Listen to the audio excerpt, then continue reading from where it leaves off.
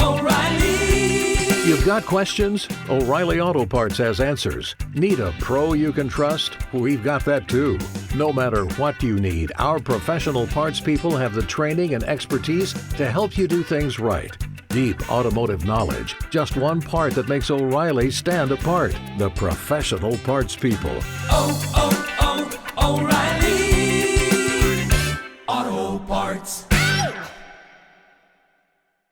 Spin your passion into a business with Shopify and break sales records with the world's best converting checkout. Let's hear that one more time. The world's best converting checkout. Shopify's legendary checkout makes it easier for customers to shop on your website, across social media, and everywhere in between. Now that's music to your ears. Any way you spin it, you can be a smash hit with Shopify. Start your $1 a month trial today at shopify.com/records.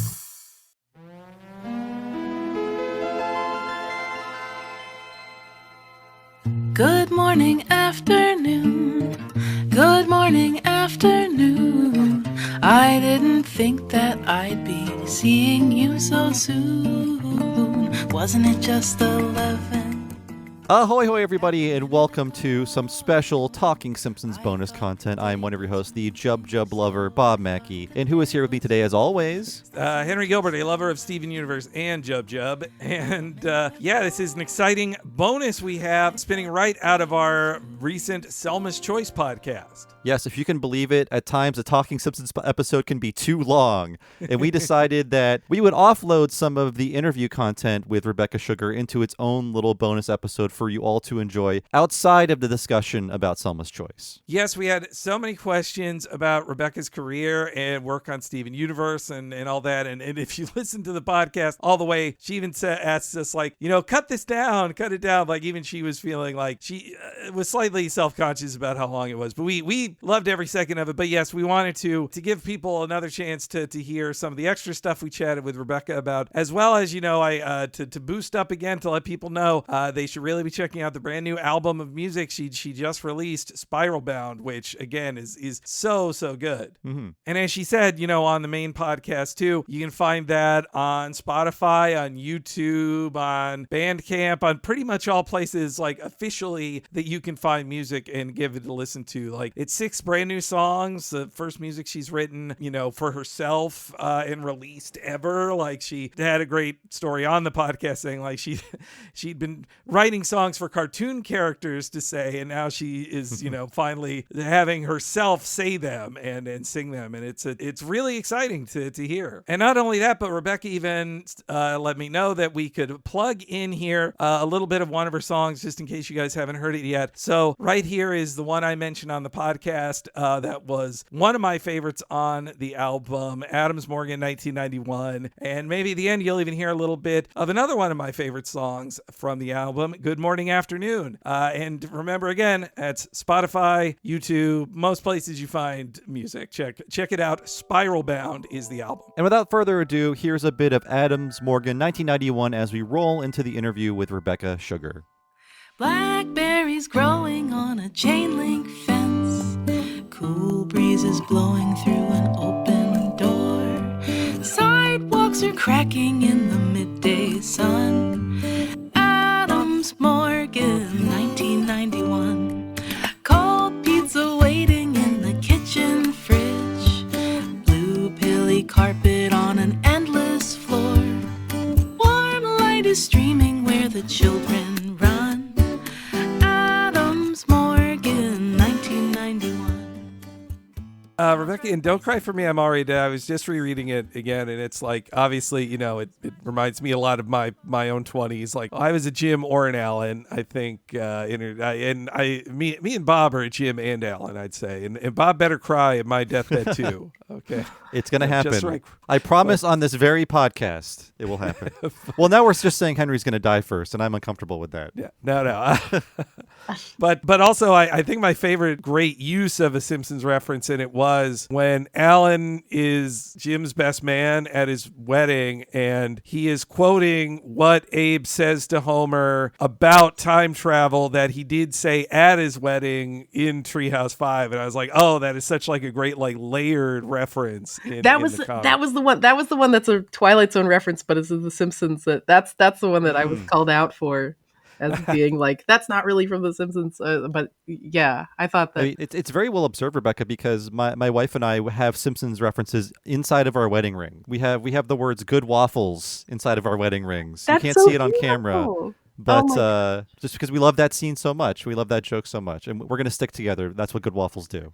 I love that. That's the thing that I really wanted to be at the heart of that was, I feel like and this is something I've also realized kind of over the last decade too, is like watching things together. It just is my family's love language. And I think that has laid the foundation for my relationship with all of my friends and my romantic relationships. We connect over pop culture, media, animation, and The Simpsons so much when I was younger. And what I really wanted to do with that comic was just talk about how, if that's your way of connecting with someone, that's legitimate, that's beautiful, and that's incredible, and maybe that's, I don't know. I was frustrated at the time, and I continue to be, about how it's somehow seen, as sort of silly if that's the thing that you're connecting over. I wanted to show that would be as real. I was reading a lot of I read a lot of Oliver Sacks and stuff too. It's like, oh, people will retain music in their minds sometimes when they lose everything else. And it's like, when you have these deep memories and deep connections over a piece of media, it becomes a part of your life and it becomes real. And as I was making a TV show, I really wanted to keep that in mind the whole time, that, I hope that this can, and the power of it isn't so much what we were making, but the fact that it could become part of someone's life and part of their relationships and something that you can connect over.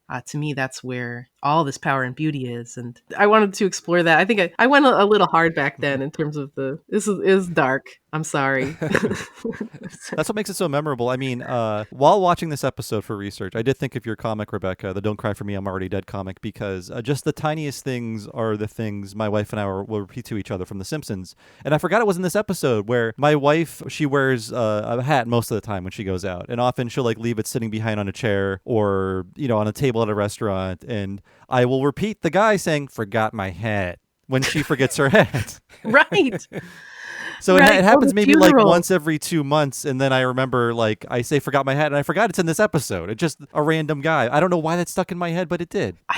This episode is full of a lot of quotable lines. I think "I am the Lizard Queen" is one of the most quotable from this episode to me that stands out. But there's so many good. The lines from Surly at Duff Gardens All the Surly lines, yes. Everyone transcends. And I wasn't taping all of these episodes like Henry was. I couldn't get blank tapes that easily, so there were huge gaps. But this is one I definitely rewatched a lot as a kid, and I loved as a kid. And watching it as an adult, I'm just wondering, why did I like it so much? Is it just the 5 minutes of theme park stuff? And maybe that was it. But I realized, I don't know, 17 minutes of this show are about Selma and coming to terms with aging as a woman and wanting to have a family and things like the things that a 10-year-old at the time, a 10-year-old boy, can't really come to grips with or understand. Oh yeah, I didn't retain any. When I was returning to this, I was like, "Oh, right, the Duff Gardens episode.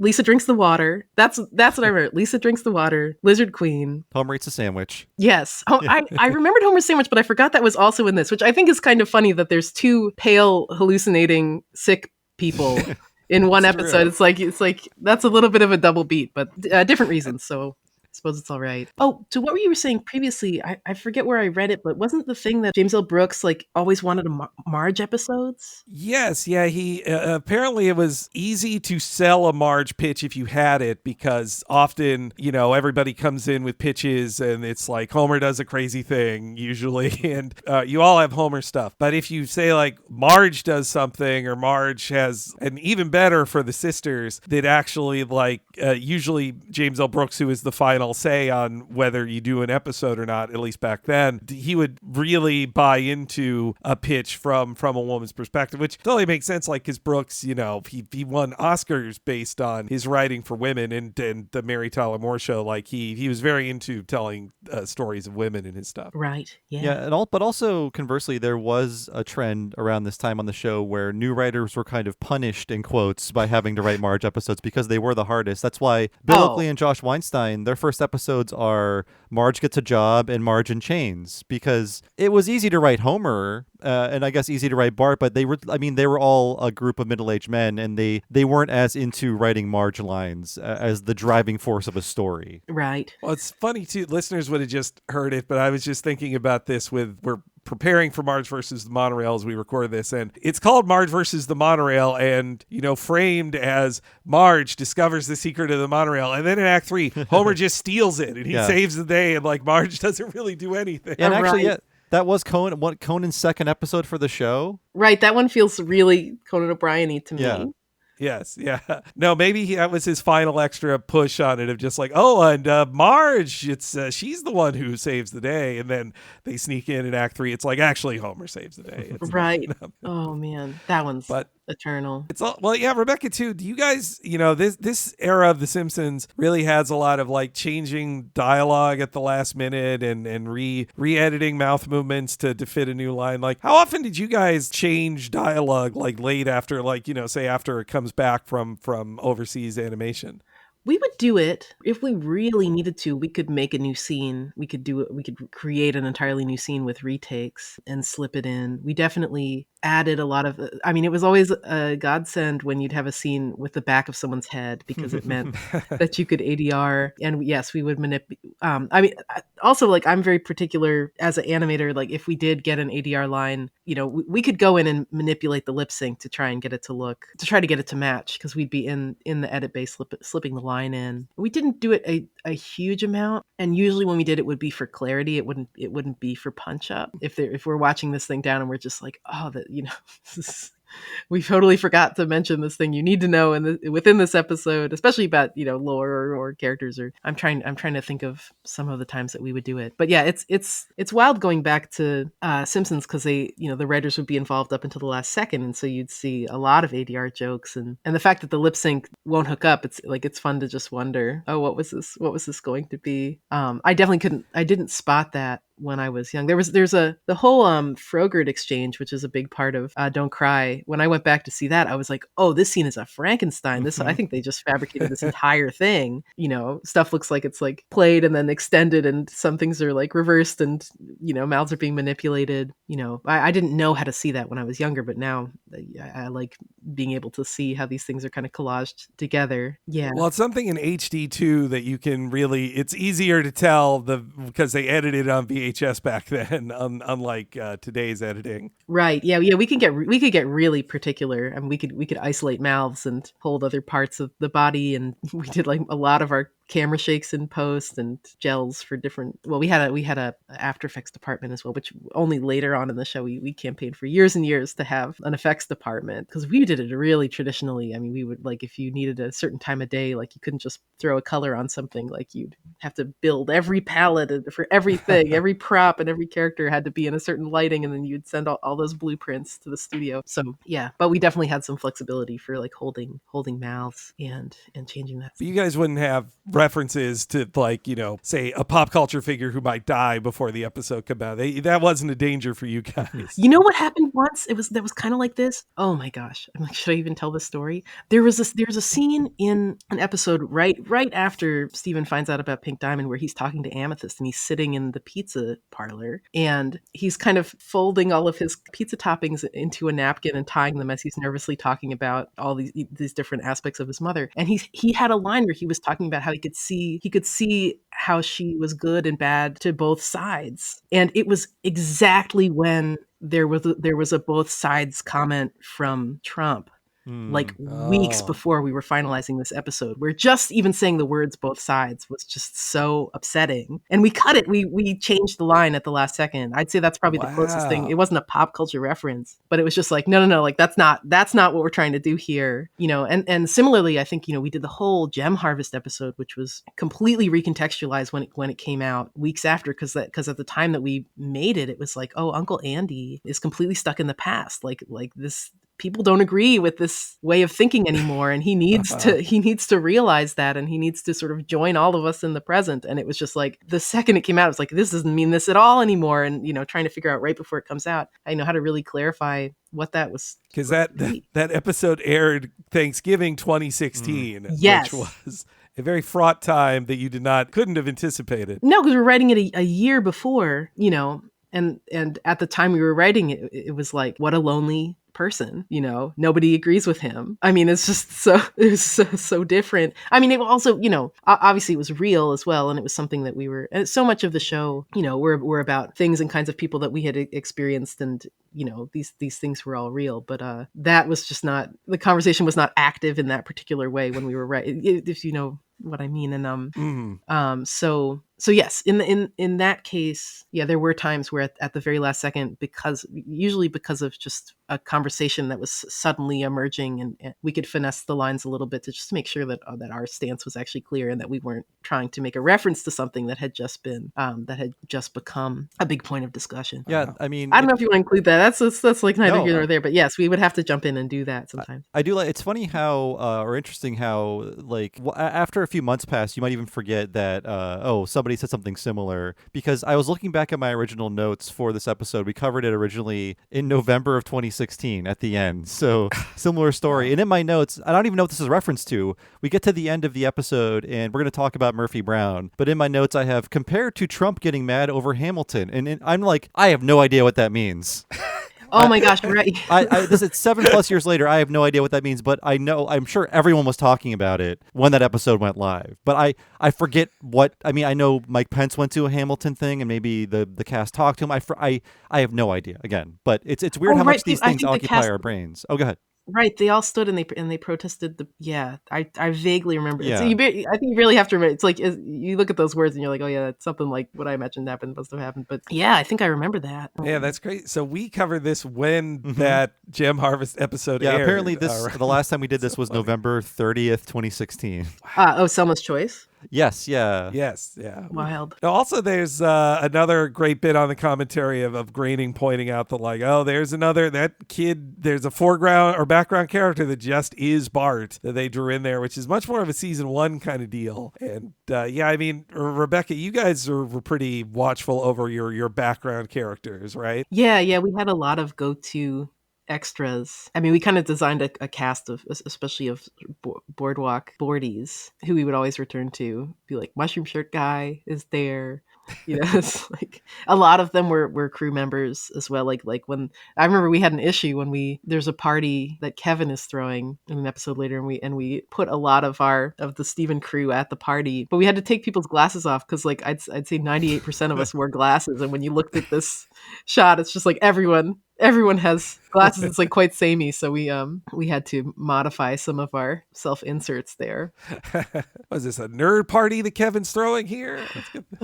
But yeah, and they all had their different little names. But yeah, it's crowds are tough. It's tough. It's funny. I've been rewatching a lot of old Looney Tunes with Ian, and looking at those old cartoons. It's like there's like maximum of 2 characters on screen at a time. It's like they just don't do crowds, and when there are crowds, it's just like shapes of paint and sound effects, because crowds are really, really hard, and then doing them for television, that's challenging. And to do a shot with like 16 characters in it, and to do a shot with 1 character in it, like the pay is the same, there's no extra time. It's just really punishing to do. So yeah, it makes sense. You got to find a way to reuse whatever you can with characters too. Also with locations, we were always trying to find ways to do clever reuse. There's this story because we would use all the time the stage that they would set up on the beach, and we'd find different ways to repurpose it. It's like there's a concert, or there's like a political debate, and it's like we would always get to use the stage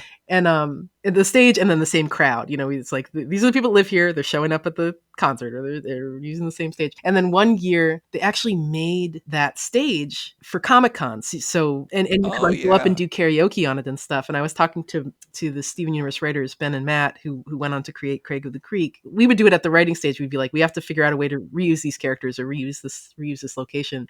We walked into Comic-Con and they saw the stage, and Ben said his first thought was like, oh good, reuse. Like, it's like they didn't have to build this thing from the ground. It's like they had to build this from from the ground up. There's nothing that was economical about doing that, but it's just like, it's such an impulse. Like, yes, we can use this again. We can use this place again. We can use Mushroom Shirt Guy again. It's like, just, yeah, we have it. So yeah, it makes sense. It's like, yeah, sometimes you just have to throw an extra Bart in there, you know. Sometimes an extra Bart shows up. I mean, Matt Groening, I mean, he's not an animator, of course, but he would tell the animators or the director, make it like Dumbo, put the crowd in the dark, less detail that way. The problem is, the show had too many riots during the day in Springfield. Yes. You couldn't always have a crowd politely sitting in the dark. Yes. Schoolyard graffiti of the Scooby Gang. Wild secret garden with the chlorine pool. Long row house shadows when the day is done. Adams Morgan, 1991. Long children's faces when the day is done. Adams Morgan, 1991.